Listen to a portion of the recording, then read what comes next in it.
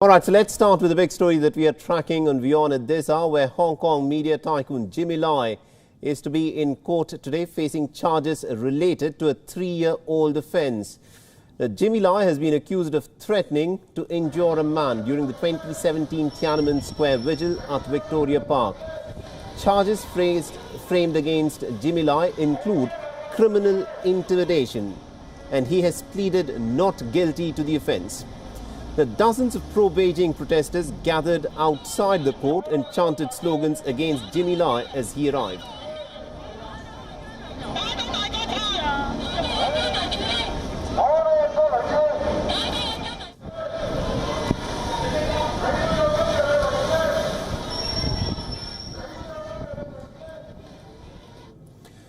Jimmy Lai is one of the most prominent pro-democracy voices in Hong Kong, and is also being viewed as Beijing's public enemy #1. He was very recently arrested under the controversial national security law and is currently out on bail.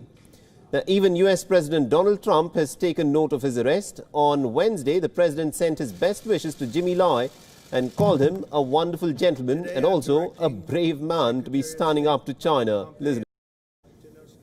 Well, I send him best wishes. I hear he's a wonderful gentleman.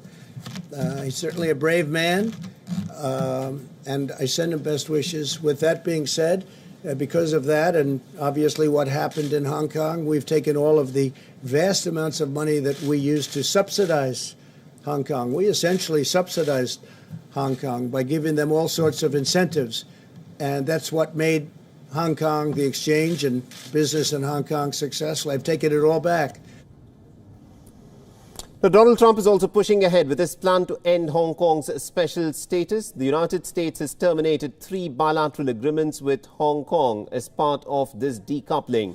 The now defunct agreements facilitated the surrender of fugitives, the exchange of convicted felons, and also offered tax breaks on maritime trade. Now, Donald Trump decided to end Hong Kong's special treatment after China imposed a new national security law in the city.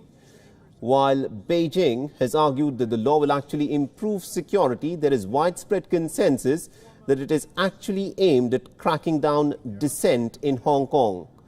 Now, the US Secretary of State Mike Pompeo announced that the termination of these treaties. On Twitter, he also went on to accuse the Communist Party of China of crushing the freedom and autonomy that was enjoyed by the residents of Hong Kong. All right, now to give us a better perspective in terms of what is playing out in Hong Kong, even as we speak, we're joined in by Richard Kimber, who's joining us live from Hong Kong. Good afternoon to you, Richard. Let me begin by asking you about this very high-profile case of Jimmy Lai. He is to be in court today on a charge of an incident that is said to have taken place way back in the year 2017. But many believe that the reason why he's being prosecuted is because he is a very prominent pro-democracy voice in Hong Kong. So what is happening in his trial today? That's right. He denies these charges of intimidating a rival journalist at a Tiananmen commemoration event some 3 years ago.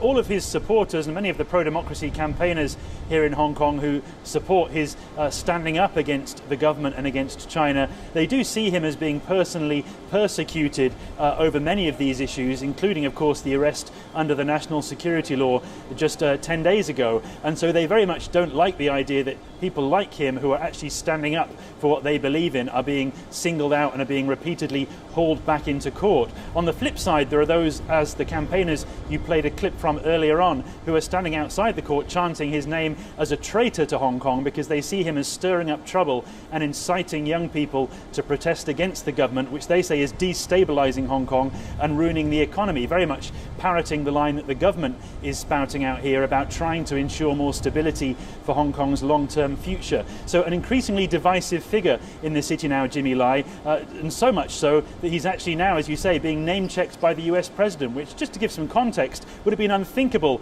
some 5 years ago when this protest movement began, that a pro-democracy campaigner could end up being the subject of a White House Q&A. Absolutely. And also to dwell a little bit more upon this trial, the case that's been put against Jimmy Lai. What kind of evidence is being presented against Jimmy Lai, stating that he had tried to intimidate one of his rival journalists about 3 years ago? Well, there is a video going to be played in court today that shows Jimmy Lai present with some of these other journalists, and from what I understand, that the prosecution and the defence will both agree that indeed Jimmy Lai was present at that time, and that they won't deny that he was not there, but he is denying these charges of intimidation and threatening this other journalist. The fine for this punishment could be up to 2 years in prison and a $2,000 fine. So it's a reasonable potential problem for Jimmy Lai if, of course, this goes through and he ends up being arrested and jailed over this charge. Right. He is strongly denying this, and his legal team are suggesting that this whole charge is groundless. So we'll find out in the next 24 hours whether this goes anywhere. But at the moment, this is seen as a relatively low-level charge compared to that which he is also facing under the national security law, having been arrested under that for secession and collusion with foreign forces, which will be a far more serious charge, and that will resume next month. Absolutely, indeed. And about a week ago, he was arrested and then he was let off on bail. Now, Jimmy Lai is no ordinary individual. He's also said to be a media tycoon. He owns this newspaper called Apple Daily, which is one of the most read newspapers in Hong Kong. You know, I would like to know from you, has there been any kind of a change in its editorial line that it has been taking ever since the new security law has come in place, and also since his arrest? Well, the simple answer to that is no. The headquarters for that newspaper just around the corner from where I'm standing, and there were 200-odd police going into that building last week, and I was there watching this all happen. The editor-in-chief of that newspaper, immediately after that police raid took place, said very clearly that he had no intention of changing anything about the newspaper's operation. They would continue to publish. They would continue to publish anti-government messages and pro-democracy activist messages, and they have no intention of changing whatsoever. The newspaper has received a huge uprising of support from the public here since that police raid took place, with many, many thousands more copies being sold every day, and a huge amount of support for Jimmy Lai's business as well on the stock market that actually owns that newspaper. So there has been a huge public uprising of support for him, but as I say, still some who find him and his entire business operation to be a troublesome enterprise, trying to stir up more reasons for economic and social instability in Hong Kong. So a great deal more uprising to continue probably with regards to this individual.